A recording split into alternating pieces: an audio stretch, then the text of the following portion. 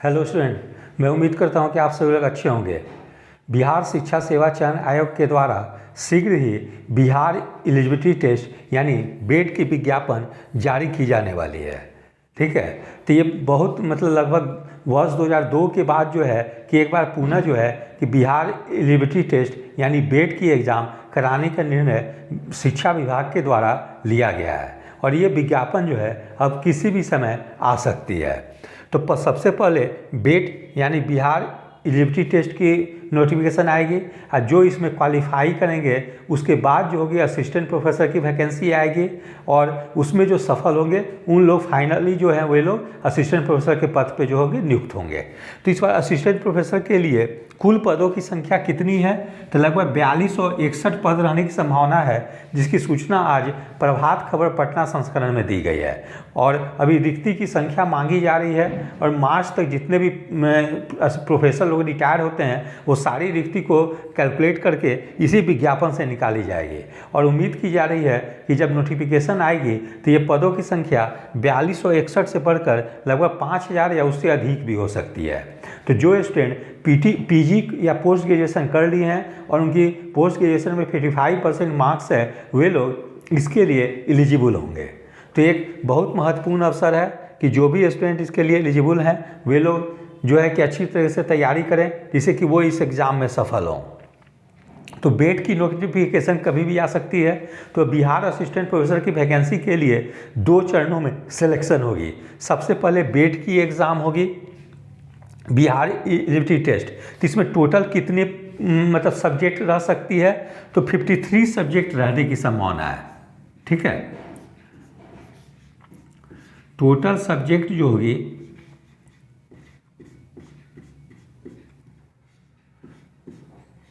53। ठीक है, तो जैसे 53 में कौन कौन सब्जेक्ट रह सकती है?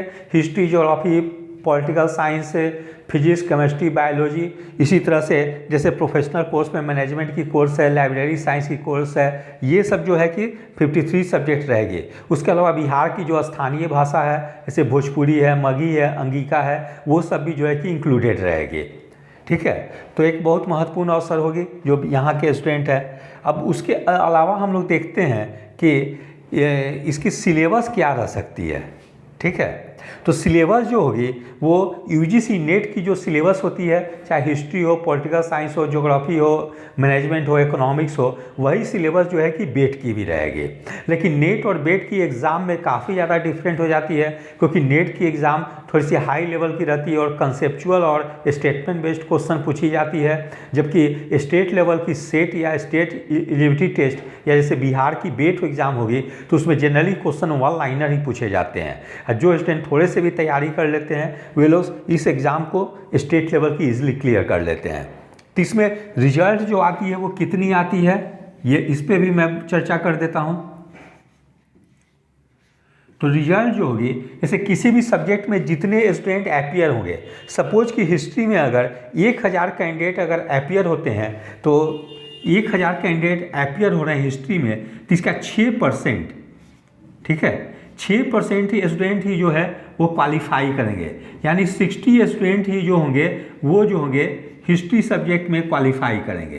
तो जिस भी सब्जेक्ट में जितने स्टूडेंट अपीयर होंगे उसका 6% ही जो है, ये यूजीसी की गाइडलाइंस है, आप इतने ही स्टूडेंट को उस सब्जेक्ट में क्वालिफाई करा सकते हैं। तो थोड़ी सी कंपटीशन टफ हो जाती है क्योंकि इसमें केवल पास मार्क्स नहीं लानी रहती है, तो थोड़ी सी आपको अच्छे से तैयारी करनी होगी। अब उठती है कि बेट की एग्ज़ाम कौन लेगी? तो बेट की एग्ज़ाम जो होगी, बेट एग्ज़ाम जो होगी बिहार स्कूल एग्जामिनेशन बोर्ड लेगी। ठीक है, जो बिहार के स्कूलों में टीचर की नियुक्ति के लिए जो आयोग जो एग्ज़ाम ली है बिहार स्कूल एग्जामिनेशन बोर्ड, वो भी जो है कि बेट की जो होगी पात्रता परीक्षा होगी वो बिहार स्कूल एग्जामिनेशन बोर्ड ही लेगी। ठीक है, अब मैं आपको बता दूं कि इसमें कौन कौन सी सब्जेक्ट रह सकती है। तो इसमें यूजीसी नेट की जो सिलेबस जो है बिल्कुल वही सिलेबस जो है कि बेट में भी रहेगी।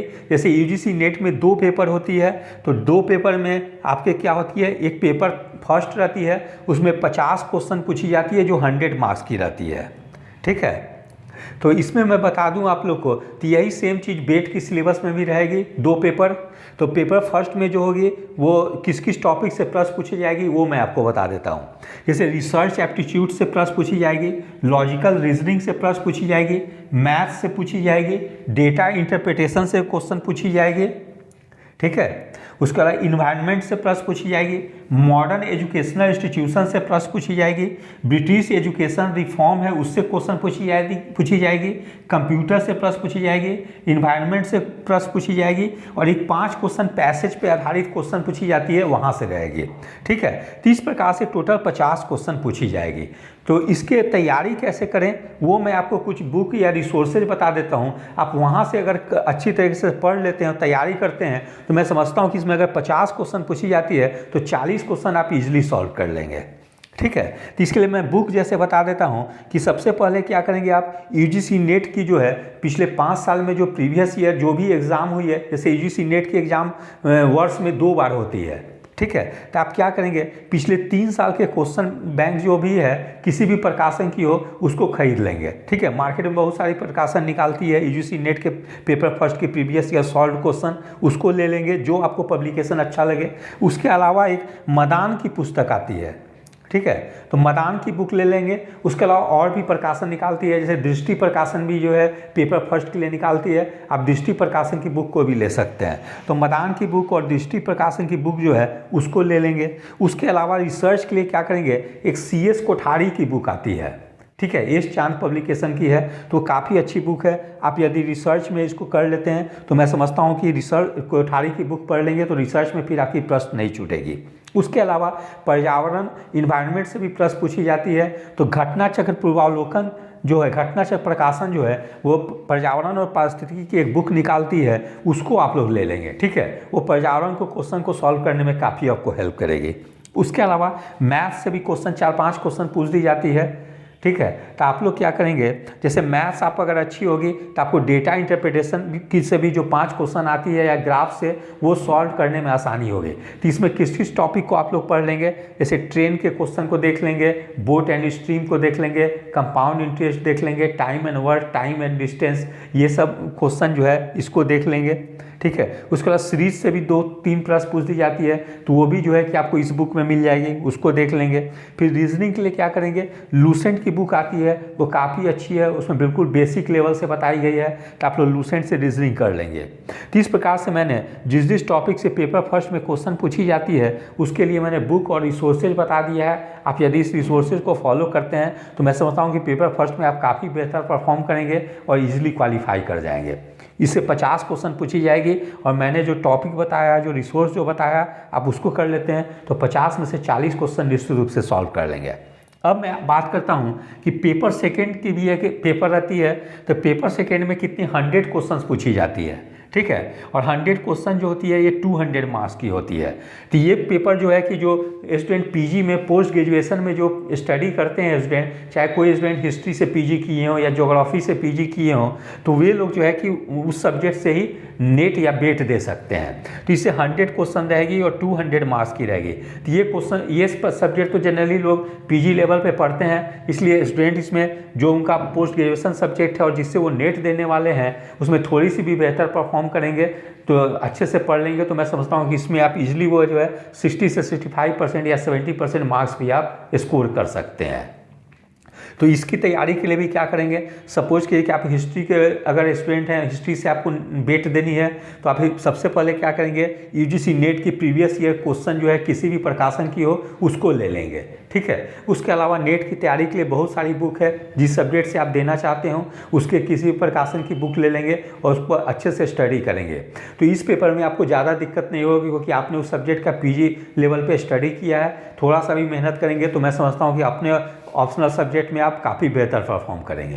तो इस प्रकार से आप अगर बेट की एग्ज़ाम क्लियर कर लेते हैं तब जो होगी कि असिस्टेंट प्रोफेसर की जो नोटिफिकेशन आएगी उसके लिए आप एलिजिबल हो जाएंगे। तो अभी बिहार में जो असिस्टेंट प्रोफेसर प्रोफेसर की अपॉइंटमेंट पिछले कुछ सालों से जो 5-6 साल से चल रही है उसमें इंटरव्यू मतलब एकेडमिक जो रहती है परफॉर्मेंस रहती है उसके आधार पे मेरिट लिस्ट तैयार की जाती है। यानी कि आपकी ग्रेजुएशन पीजी में जो मार्क्स है, आपने पीएचडी किया है, रिसर्च पब्लिश किया है, उसके अलावा वर्किंग का एक्सपीरियंस है, तो ये सब के आधार पे मार्क्स दी जाती है, साथ में इंटरव्यू भी होती है। लेकिन अभी जैसी संभावना चल रही है कि बिहार में जो है क्या पैटर्न चेंज हो सकती है, क्योंकि अभी जो असिस्टेंट प्रोफेसर की जो इंटरव्यू चल रही है उसमें वर्क एक्सपीरियंस के आधार पर 10 मार्क्स दी जा रही है और उस 10 मार्क्स को प्राप्त करने के स्टूडेंट लोग काफ़ी ज़्यादा फर्जी सर्टिफिकेट लगा रहे हैं, जिसकी कि अभी पटना हाई कोर्ट के द्वारा जांच करने के आदेश दी गई है। तो ऐसी संभावना है कि अब जो बेट की जो नोटिफिकेशन आएगी उसके बाद हो सकता है कि एकेडमिक आधार पे अपॉइंटमेंट ना हो और उसके बाद पुनः एक एग्ज़ाम ले ली जाए, जैसे कि राजस्थान, मध्य प्रदेश, हरियाणा वगैरह में होती है। तो इसके लिए अभ्यर्थियों को थोड़ी सी इंतजार करनी होगी कि बेट के बाद कौन सी प्रोसेस असिस्टेंट प्रोफेसर की अपॉइंटमेंट के लिए अपनाई जाती है। लेकिन ये तो कंफर्म है कि बेट सबसे पहले होगी और उसके बाद क्या प्रोसेस अपनाई जाती है। यदि बेट के बाद एग्ज़ाम और इंटरव्यू के आधार पर सिलेक्शन होती है तो मैं समझता हूँ कि जो स्टूडेंट मेरिटोरियस हैं उन लोगों को इस एग्ज़ाम में सफल होने की काफ़ी ज़्यादा संभावना बढ़ जाएगी। तो इसके लिए अभी अभ्यर्थियों को थोड़ी सी इंतजार करनी होगी और देखनी होगी कि आखिर बिहार सरकार के द्वारा कौन सी प्रोसेस अपनाई जाती है।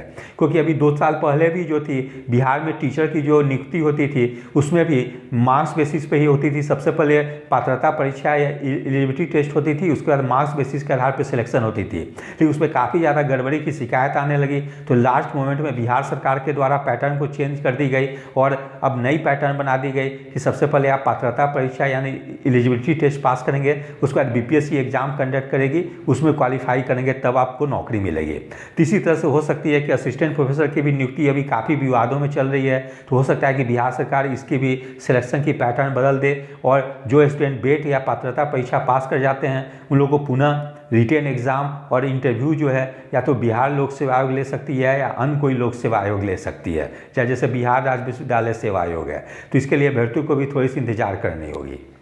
तो यदि आप सभी लोग को मेरा चैनल अच्छा लगा हो इसे लाइक और सब्सक्राइब करें। धन्यवाद। Take care.